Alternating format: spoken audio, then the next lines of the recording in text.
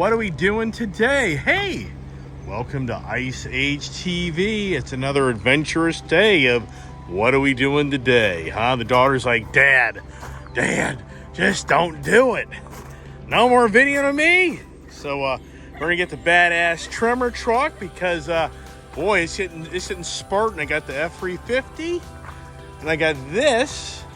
And then the guys that ordered this truck from the one of my dealers, I mean, am I blind or is there like a hitch underneath here?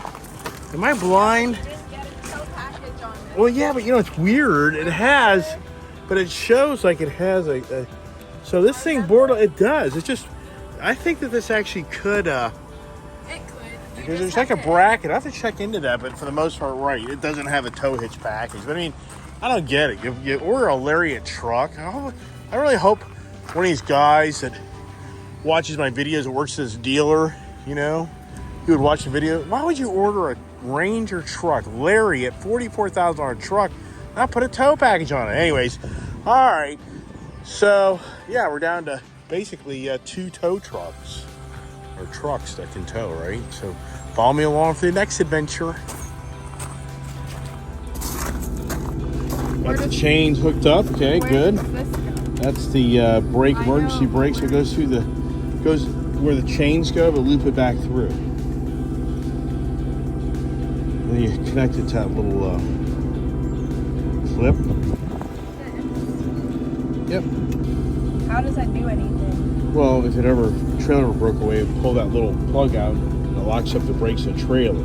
Oh. Push your little front thing down. There you go. Where's the pin? Well, it's got to click in. We may have to move the truck forward, but what about your power for your brakes?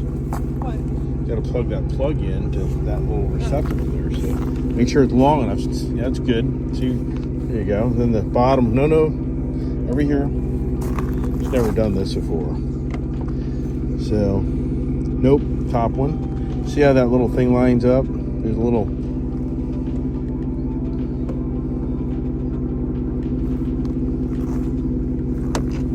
Get it?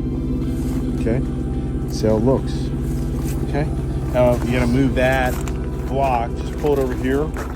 Just straight over here so I know kind of where to park the trailer next time. There you go. Good.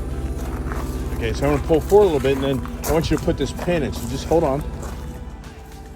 All right, truck and trailer attached. Time for another potential maybe, what am I doing today? What do you think I'm doing today?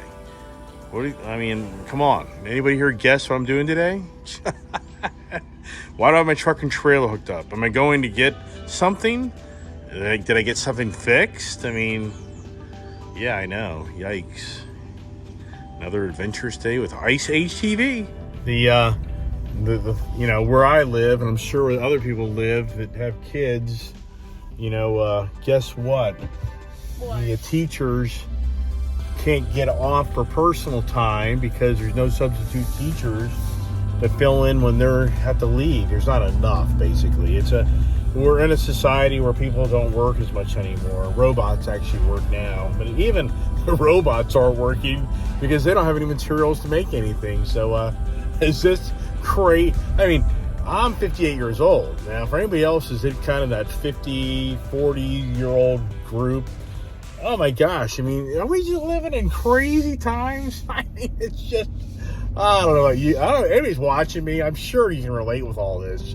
It's just beyond comprehension of what, for the last, you know, year and a half, we've witnessed of the change in our world. So, all right, so the kid and I were taking a ride and going out because she's got a dirt bike that she filled up with diesel fuel and she thought she was putting gasoline in it. So you know, and hey, you know, come on, if you're a youngster, we all make mistakes, and like us older guys and ladies and everybody else watching here, we all make mistakes. You know, what I tell people all the time is that's a fixable thing. You know, I know my daughter was really upset when she did that. You know, she called me and said, "Hey, Dad," you know, because I got 3 different fuel tanks in a trailer, and you know, I can be at fault for not identifying all of them, but So, you know, she called me. She felt really bad. And then I tried to get the bike to start. I drained the fuel tank and blah, blah, blah. And then I came to closure. You know what? It's an electronic fuel-injected bike. Let me just take it to the dealer, because in all reality, it needs to be serviced anyways. So I'll take it to my good friends out here at Tim Brook Honda, which is out in Winchester, Virginia. They're a power sports Honda dealer. Now, there's a whole other conversation that I think I'm going to share with you today about that, you know, business that's doing incredible business.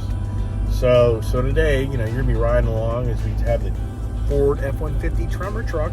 And I you know, I'm seeing you're so preoccupied here getting my video going. I haven't even turned on the tow haul. But oh my gosh, even if that's a tow haul, this, you know, I'm sure people get sick of this conversation. I get it. You know, if you're not an F-150 Tremor person or the Ford product person, I can honestly say I get it. Like, you don't want to hear it. You don't want to hear it. You know why you don't want to hear it? Because I'm excited about what I have and maybe you don't have. So, you know, but in all reality, the GMC, the Ram, those are all cool. Whatever fits the seat of your pants, but what fits the seat of my pants right now is this F-150 Tremor, baddest ass, you know, half-ton truck I've ever owned. I mean, that's, whoa, wait a second, the Raptor. I can't totally say that, but it's close. I would say the F-150 baddest ass, value, bang for the buck, optioned out the way it is, because you definitely can get an F1, I should say, you definitely can get a Tremor, you know, a Tremor truck. If you didn't get it all, you know, loaded up and they don't do the ADM stuff, yeah, you would be in the realm, you know, of this Tremor truck, but you're not going to have the tow capacity, you know, so, but anyways, you know, hey, I'm just bragging about the truck as usual. You kind of notice that I tend to brag about my Ford products, you know. Yeah, so we'll keep on talking here. All right, so if you're following my videos, I literally yesterday evening, you know, for anybody who watches these videos, it is a lot of work, and you know, and I actually enjoy it. So, you know, if it was all about the money at this point, I would have stopped a long time ago, because I haven't made a penny, and I honestly don't think I'm going to make much money for a long time. So I just enjoy making videos. I enjoy editing the videos. So yesterday, I think last night, I posted up 3-4 new videos of what I just did yesterday. So, you know, I just like sharing information, and hope you guys like watching it to hopefully keep yourselves entertained. Now, yesterday we were at the Toyota dealership, and we're trying to finagle the Toyota TRD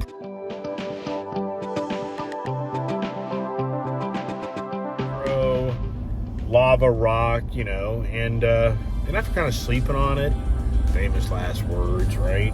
You know, I just don't feel good about the deal. I just feel like I've talked about it in my videos over and over again, that I'm going to be another guy buying, you know, high-priced vehicles, which I don't know, man. I just, my gut instinct tells me that, you know, things are going to change, and, you know, and I'm not here to preach the doom and gloom, because I truly believe that, you know, we all get through hardships, we all get through challenges, and, you know, does it get radical? You know, I hope it doesn't, but at the same time, it's just is really unknown. I should say we're in unknown territory, you know, or just unknown chartered areas. And usually in life, what I've learned, and I tell my daughter this all the time, you know, people have accidents and make mistakes because they're not clear on what they were supposed to do. So if you're in a, like, that's why race car drivers, you know, are separated from the race car good one to the not so good one. Because, and like in a car, to give an example, you know, if you know how to handle an emergency situation, you're not going to crash. But if you don't know how to handle that situation, motorcycle, car, truck, whatever it is, you're going to crash. And that's how we as humans, you know, operate. If you're, you know, doing something and you're not sure of what you're doing, you will, you know, crash. I mean, that's just how it is. So, you know, right now, my gut instinct is telling me, man, we're in uncharted territory. We don't know. We don't understand totally kind of how this all plays out. So to me, that's a big warning signal, you know. I mean, I've been buying and selling cars my whole life, And I've always have known that, you know, when I go buy a car, it's this value, and I always know that, yeah, it's going to be that value. You know, I already know it's going to be taking depreciation. And now, you know, what we're seeing is you're going to buy a used car, as an example, and those used cars right now are getting a good $10,000 over the original sticker price of the vehicle on a newer, you know, a newer model, not you know, a 5-year-old model. But if you're buying like a 2020, 2021, 2019, you know, model car right now, you're probably paying anywhere from $6 to $10,000 more for that vehicle than it was actually sold for. So that's what I'm talking about. We're in uncharted territory that, you know, I don't think we all understand that, and that's the danger.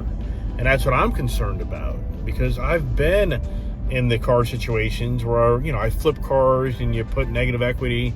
You know, what goes on a lot today, you know, which I've done my whole life, is you flip cars, you just bury the negative equity in the next car. Then you flip a car and bury, and then that, and the banks buy those deals, you know. I'm not a guy going around and spending $20,000, $30,000 every time I buy a car, because I told you, I just keep the car a year and flip it for another one. In some situations, I get a better value, and some I don't.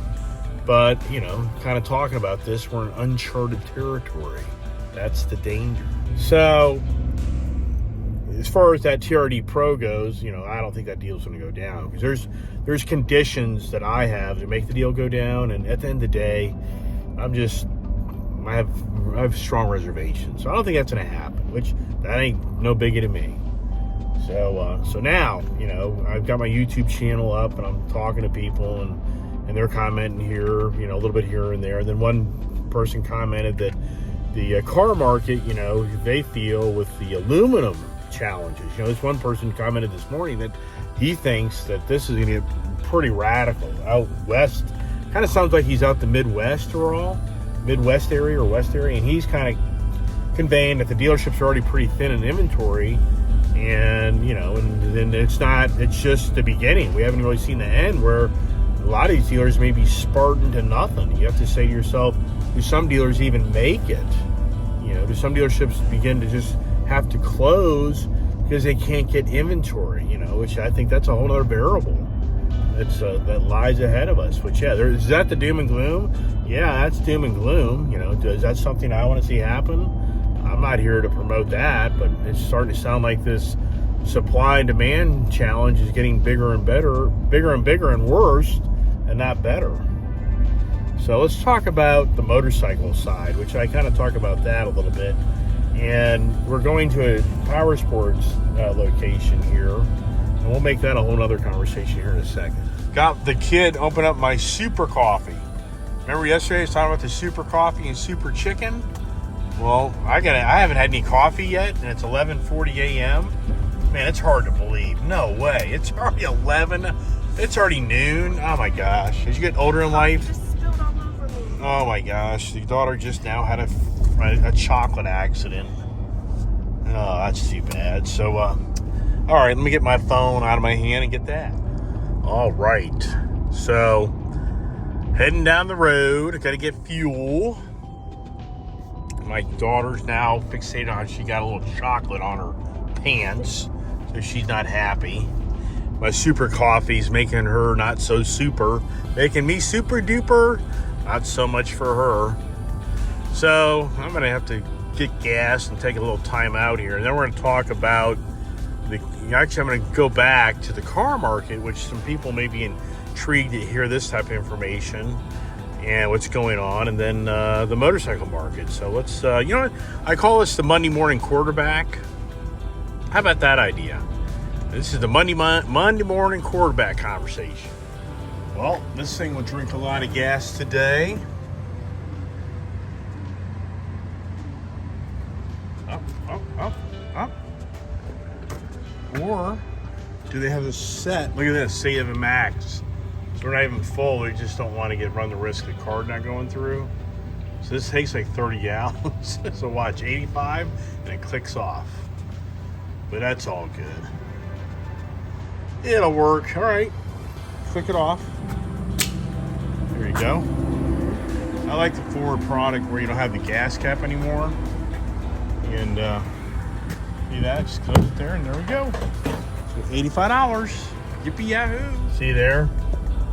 We didn't even top her off. Oh well, you know, it doesn't make any sense, but it does. I get it. You know, why does the gas station cut you off? And it's because of stolen credit cards, fraud. It's massive. I mean, in today's world, it's $1 billion industry of people stealing from others. Mankind. All right, getting on the freeway. Highway versus freeway. Do people understand what that means? Maybe you want to put in their comments what a freeway is versus a highway. I mean, is it free to go this way versus it's a highway? Highway to heaven, highway to hell, whatever the saying is. So, all right, let's get back to our conversations here. Yeah, so being the Monday morning quarterback, but even though now it's noon time, the never-ending, you know, car, motorcycle conversations, because, you know, that's what I like. That's my life, as you can tell through my YouTube channel. It's all about got my adaptive on. The truck is taking over like a robot. So, you know, that's what my life revolves around, is cars and trucks and motorcycles. And so many years ago, it was the boat addiction as well, but not so much anymore. It's just due to the fact of my lifestyle and where I live, even though I have a boat in Florida, but my dad and brother get to enjoy. But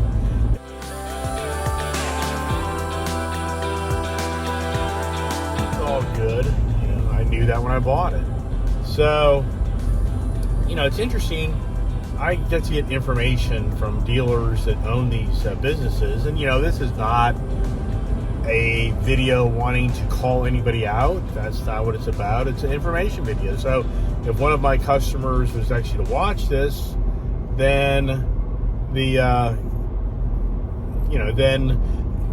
I would feel kind of bad that they're thinking I'm promoting a video that, you know, basically says something negative about them, and it's not. That is not what I'm wanting to accomplish in any of my videos. It's trying to share information. So, as an example, you guys, if you're watching my videos and you saw how I talked about the truce of the car dealerships, and basically the theme of that video is that these car dealerships in this DC Marks Metro area, they're still doing very, very well. You know, they're doing very well. Now, you know, I can imagine out in rural areas, you know, I wouldn't think that those dealerships would be doing as well, but I don't know. I don't live in those areas, so I can't really tell you. But my guess would be that the guy that has the most gold wins the ball game. Isn't that kind of how life operates? You know, whoever has the most gold makes the rules. So my impressions from what I see around the country when I travel around is just that, you know. And so, you know, give an example, the dealership I was on at over the weekend trying to buy the Tremor truck, the F-250, the general manager there, shared information, and, you know, and they're doing very well, and even to the point that even with the car shortage of getting product, that's not an issue for them. They have like 550 deposits on, you know, vehicles. And what's kind of interesting about that is Ford has announced, you may not know this or not, but Ford has now announced that you want to buy a new Ford Mustang, it's an order-only option.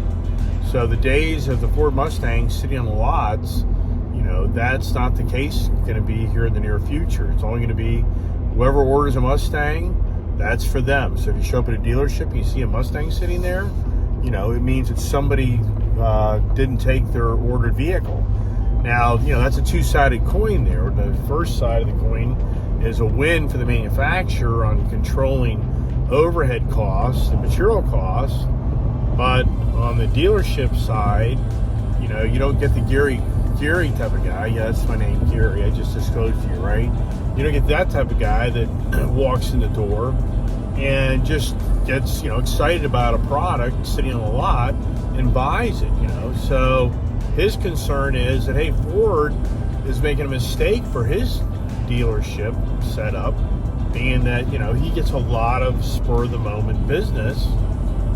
People just splurge, and I agree, that's going to be a problem. For me to walk into a dealership and say, hey, you got to order that product, you're 2-3 months from getting it, even 6 to 8 weeks, whatever, I'd be like, I don't know, yeah, whatever. And so it just changes the dynamics of the business. But, what's going on is, here's an example of a dealership that's already has 500 plus orders, factory orders. So if you're the manufacturer like Ford, they're already saying, the manufacturer is now, going to be saying to you as the general manager of the dealership, owner of the dealership, hey, look, this works. You've got 550 deposits for cars and trucks. So it's obvious that the consumer can wait. And it's a better structure where you have an agreed price up front. And there's just a lot of wins there. But at the same time, if you're a dealership moving a lot of volume and you get a good percentage, you just spur of the moment, not planned purchases, then you're going to lose that scenario. But that's where the market's going. If I'm a car sales guy, I'd be really paying attention to what's happened after this pandemic. The business model is changing, which means you don't need all these salespeople walking the lot to try to gather business up in the future. People are just doing online orders. So the dynamics of the car industry are definitely changing. Now, let's talk about the car, or I should say, let's talk about the motorcycle business. The motorcycle business seems to be, that's a whole other story. Hold on. So I'm getting the warning signal by my bossy Tremor Blue Cruise. It's saying, watch the road, watch the road. So now, let's talk about the motorcycle market, because I'm a huge motorcycle enthusiast. And I've got great friends that own dealerships, and I get a lot of inside information. So, what's going on right now, and I think, you've probably heard me say fake money, the fake money's in the market, which I think there is a lot of fake money, meaning a lot of government money has been given to a lot of people.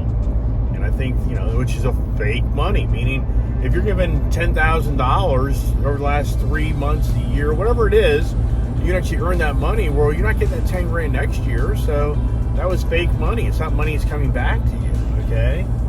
And there's a lot of conversation I had on the PP loan videos. You should watch my videos.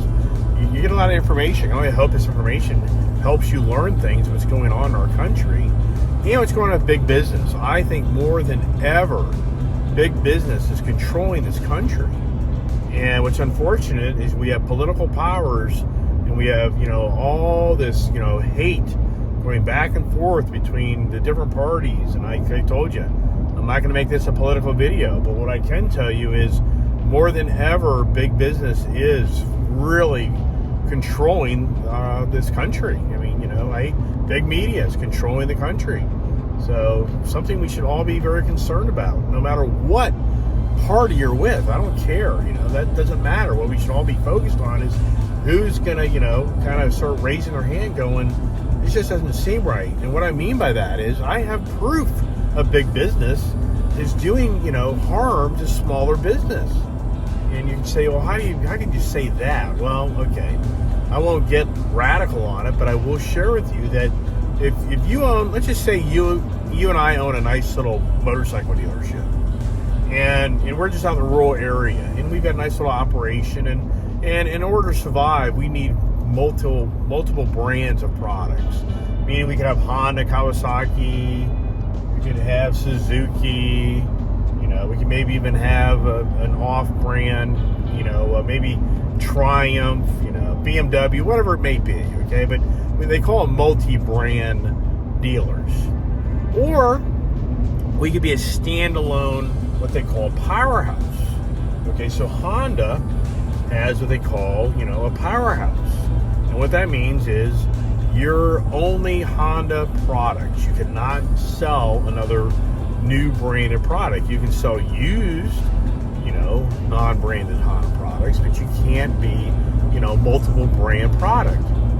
And to be a power sports, dealer, you have to have deep pockets, because you have to commit to buying huge inventory, and in the days when business isn't like thriving, and that's a lot of responsibility and a lot of money that you have to make that work.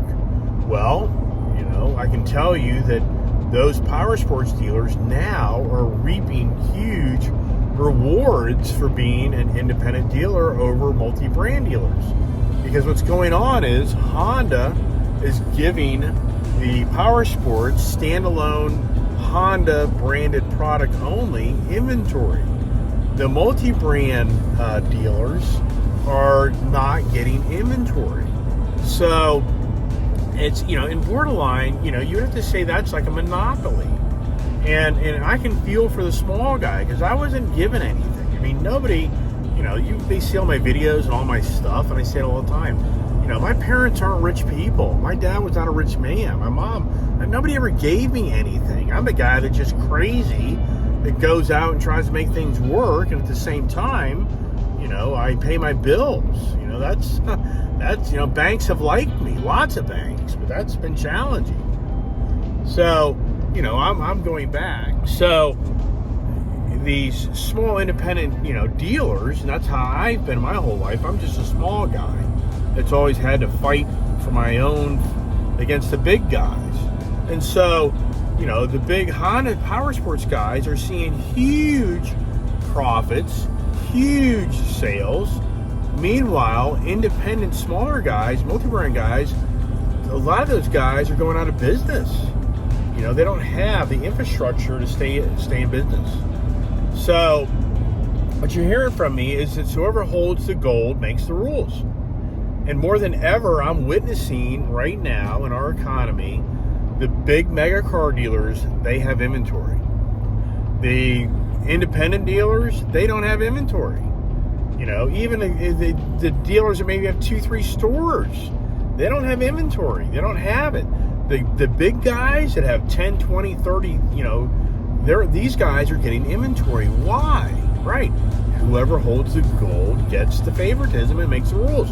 So, what you and I are witnessing today more than ever is, which is very dangerous, is the big boys are controlling things more than ever. And they're running the little guys out, which that means that just empowers the car dealers, the big mega car dealers, to really get premium pricing for products. For motorcycle dealers, these guys are selling, at MSRP, and then shipping and freight and all this other setup and blah, blah, blah. They're getting, incredible profits and monies and incredible sales. But it's a fake economy on their side. And so you'd be like, what do you mean it's a fake economy? Okay, so for the dealer that I'm going to, I know for a fact, I'm personal friends with the guys. They have 150 plus deposits on any from a motorcycle to an ATV to a utility vehicle. It's through the roof. They have customers that are driving from North Carolina, from New York, from Connecticut, they've even had people from New Mexico, Texas, California. They are getting business all over the country. So if you're a salesperson that works for this dealership, your impression is everything's beautiful, everything's great, because you're getting so much business. Meanwhile, all the surrounding multi-brand dealers that are Honda dealers aren't getting inventory. So people are being forced to go to this one dealer, to get their motorcycle or ATV or utility vehicle. So, there lies the problem. Now Honda has designated one dealer to be the power sports powerhouse, it's well said, to sell all this product. And once again, if you go to this dealership, you're taken back by how busy they are. And even they have Spartan inventory, because everything comes in is already pre-sold. So for me, as a small business owner for the most of my life, pretty much for my whole career, I'm witnessing more than ever, big business is starting to control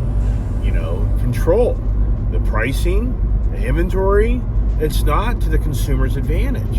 And what is driving this? You have to say at the end of the day, why is this all happening? Well, we know the pandemic created huge economic hardships on businesses that couldn't run their business due to people that had stayed home due to the fears and concerns that they would get sick and blah, blah, blah, and the list goes on and on and on, while their manufacturing company couldn't produce product. Okay, well now more than ever that's starting to play out of those challenges of so many businesses. The irony is it's many small businesses that contribute to the big business to make things work, and those are the guys that got financially hit big time. So, here kind of rounding up this, Monday morning quarterback on the car situation, the car pricing. That's, everybody's very aware of that, what's going on. The motorcycle market, I can only hope that I kind of give a little better explanation to kind of what's going on there, because I'm a Honda guy, so I'm more in tune with that. Not a Yamaha guy, I'm not into the other brands, and I can't honestly give you those answers. I know for a fact Indian dealers, they're doing, seem to be doing very well, being that they're in the same predicament as everybody else, but they're not being excluded. So it's not like one Indian dealer in this area has all the product over another Indian dealer. That's whole other conversation. All right, it's a beautiful day, driving down the road. If you follow my videos, you've seen this video a lot. You'd be like, man, this looks so familiar. Yeah, because I drive out to the Honda dealership a lot. Why? Well, number one, got a lot of Honda product. Number two, I've been buying and selling a lot of Honda product. Number three, I've been getting products serviced. So kind of rounding up that, you kind of get why you're probably like, yeah, that scenery looks familiar. And that's why. So continue on the adventure here, and we'll continue some Monday morning quarterback conversations. Now, if you watched my TRD Pro versus the Ram TRX video, it was really more about me, looking at a TRD Pro option to buy one. But by accident, I stumbled upon a Ram TRX freshly used. It's, in my eyes, it's not a used vehicle, but it's a big conglomerate company sharing products on different lots. That's what's going on, but it's all good. It's fine. So, for me, everybody has a passion for the vehicle they have. And right now I'm a Ford guy. And I know there's lots of people out there that think Ford's the biggest piece of junk in the world. In all sincereness, I thought the same thing many years ago. I mean, growing up, oh my gosh, 70s, 80s, that was my impression of them. But now, yeah, I'm the Ford guy. So I get all that. And it's fine, because we all have different relationships and different experiences with different products. And sometimes you're just jinxed and you buy a Dodge Ram truck, and it's a piece of junk. Do I think those are junk? I don't think they are, even though many people told me they are. I've had many Chevy trucks. You'll run across somebody who say Chevy truck's a big piece of junk. Mine weren't, Now I've had a bunch of Ford trucks, knock on wood. I've been very fortunate. But you'll have a ton of people say those are the biggest piece of junk in the world. You'll have a Toyota guy. You can go through the list. It's all just about, in my eyes, you just got the wrong vehicle at the wrong time. And so, going to the Ram TRX conversation yesterday, and this is where I think some of my good Dodge friends and people who own these vehicles will be like, man, you're bashing the truck. I'm not getting rewarded by anybody to have these conversations. There's not Ford paying me. They should. They ain't paying me a cent to have conversations about their product. I'm not getting paid by anybody to bash any product or anything. So my point is, I drove that Ram TRX yesterday, and I'm stumped that I'm disappointed. And I know a lot of guys are like, oh my God, you're crazy.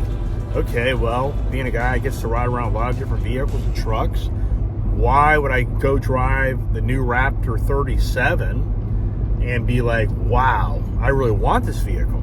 Versus I go drive the Ram TRX, and I'm like, I don't want it. I mean, why would I do that? I mean, what would be the benefit of me to you, telling you that if you're a Ram TRX guy? I mean, why would I intentionally want to argue with you? That isn't what this is about. I drove the truck. I was taken back about how that truck drives. because I've been exposed to the Raptor product. The Raptor product has a better chassis. It has a better underpinnings for that incredible ride that I get with that vehicle. Now, if you want to argue about, well, the Ram TRX, it's a Hellcat motor, and it's going to smoke that Raptor, yeah, okay, yeah, you're right, exactly, badass, I agree. But driving the truck, I'm taken back on how it's nothing that I thought it would be, because I got in that truck thinking I'm going to have the Raptor comparison. What is the Ram TRX truck all about? It's about eating the Trex eating the Raptor, right? We're talking the dinosaur ages here. That's the whole theory, is the TRX, 700 plus horsepower. It just gobbles up the little measly 460 horsepower V6 twin turbo, laugh at motor. That's what a Ram TRX guy will say. He'll say, oh, you got a little V6 twin turbo? Oh boy, that's exciting, and so, yeah, okay, right. But then actually driving the truck, this is where that argument would be with somebody that has a TRX. You'd be like, no way, man, you're so wrong. Okay, why wouldn't I be getting out that TRX truck? If it rode better than the Raptor, I'd be like, oh my God, that TRX truck is incredible. It rides better than the Raptor. It's a better setup. I love that truck. I drove it. It's so cool. Why wouldn't I do that? I'm a Ram guy. I've owned every freaking Ram you can imagine. My early beginnings of Ram in my business from 1996 was Ram trucks. So, why would I bash the TRX? I'm not bashing the truck. I'm just telling you the facts. That truck is not the Raptor vehicle. You're not going to get that same type of ride, which is disappointing. For me, I'm disappointed, because would I like to have a 700 horsepower Ram truck that felt like that Raptor truck? Yeah, I would. Here's the thing. The Raptor R is the next thing in line. The Raptor R, the Ford has not officially announced what the Raptor R is. But you'd have to say, if the Ram product did the Hellcat motor and put in the TRX, then you have to assume that the Predator motor, the GT500, 760 horsepower supercharged motor, is going to be what the Raptor R is. Now, so here comes the Raptor R. And now it's the V8 to the V8, supercharged to supercharged. Then what's the conversation? But I get it. The people that love the Ram product, they're not going to change. I get that, because you like that truck. And here's the good news, which is, I'm sincere in this. If you want that really truck feel, the Ram TRX is what you want. It is totally truck, feels like a truck. Now the Raptor, that Raptor has just a whole different ride, a whole different feel about it. And yeah, to me, can I compare it to that rough truck, Ram TRX? No. The TRX would win if you really want that brawny, bounce you around, truck feel, because that's what it gives. It's a lot of material, So, and that's what's great. What fits the seat of your pants, right?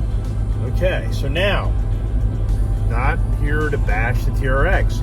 I'm here telling you the way it is. I'm sorry, somebody'd be like, no way. I'm like, okay, go drive a Raptor, get a few other people, have a bunch of buddies, drive Raptors, drive TRX.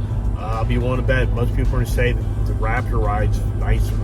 Sorry, it rides nicer. Does it haul ass like the TRX? No.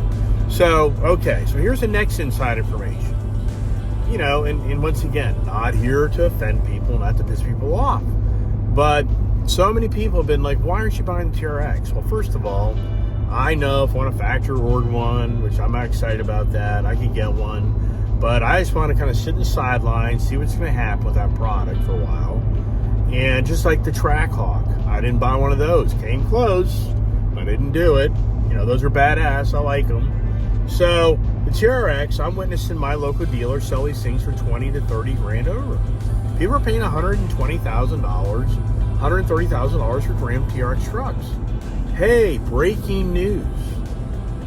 I know of a dealer that you can order a factory TRX and you get 10 grand off MSRP. Wow. Wow. I mean, come on. Is that exciting? And sincerely, I'm not going to say who it is on my YouTube channel. You can put it in the comments section if you want me to help you out. But yes, I know of a dealer right now that is aggressively marketing 10K off TRX orders. So for me right now, if I'm watching this video and I know of a guy right now in my hometown that just paid $130,000 for a TRX truck at my local dealer. How do I know that? Because 2 weeks ago, I was looking at maybe picking up a Scat Pack Charger, wide body that's coming in, and there was a TRX truck sitting the showroom floor, and I inquired about it, and they told me a guy from New York was driving down to pay for that truck at $130,000. So that guy, in my eyes, just blew $50,000. I mean, 40, you know, between MSRP off and then, you know, 30K over, that's 40 grand off. I mean, that's just, to me, that's disgusting. Yikes. How are you not sick to your stomach? All right, I'm here at my dealer, and my kid needs to move those 3 cones right over there. All right, so I need you to move the cones. All right, here we are. Timber Honda Powerhouse. See there? Powerhouse. That's huge right now. If you're a independent motorcycle owner, dealership, and you're watching my video, you'll be like, yep, what that guy's telling you is exactly right.